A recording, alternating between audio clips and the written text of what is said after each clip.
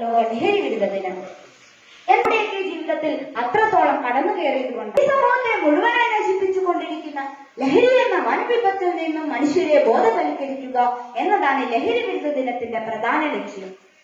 സൗഹൃദങ്ങൾ ലഹരിയായി മാറിയെന്ന വിപത്തിന് പുറകെയാണ് പോകുന്നത്. അതുകൊണ്ട് തന്നെ ഇന്ന് മനുഷ്യ ജീവിതത്തിൽ നടക്കുന്ന എല്ലാ ദുരന്തങ്ങൾക്കും പ്രധാന പങ്ക് ലഹരി പദാർത്ഥങ്ങൾക്കുണ്ട്. കേവലം നൈമിഷിക സുഖങ്ങൾക്ക് വേണ്ടി കളയാനുള്ളതല്ല നമ്മുടെ ജീവിതം.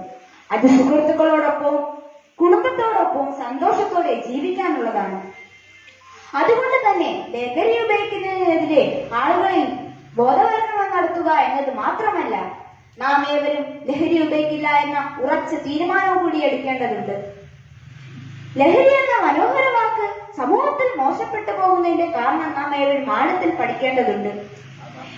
ജീവിതം തന്നെ ലഹരിയാക്കുക, ലക്ഷ്യബോധങ്ങൾ ലഹരിയാക്കുക, സ്വയം പ്രകാശിക്കുവാനും സമൂഹത്തെ പ്രകാശവാനമാക്കുവാനുമുള്ള യാത്ര ലഹരിയാക്കുകയാണെങ്കിൽ വരുന്ന ഭാവി വിശാലമായ ആകാശം സൃഷ്ടിക്കും. നമുക്ക് ഏവർക്കും അതിനെ കൈകോർക്കാം. അവിടെ പൂക്കൾ വിടരട്ടെ, നാം ഏവരും പൂക്കാറ്റകളാകട്ടെ, സ്വർഗം ഭൂമിയിൽ സൃഷ്ടിക്കട്ടെ. നന്ദി.